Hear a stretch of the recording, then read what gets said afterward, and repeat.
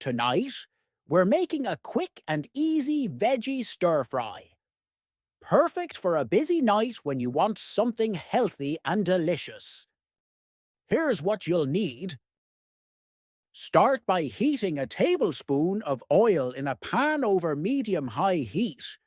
Add the garlic and onion and sauté for 1 to 2 minutes, letting the aroma fill the kitchen.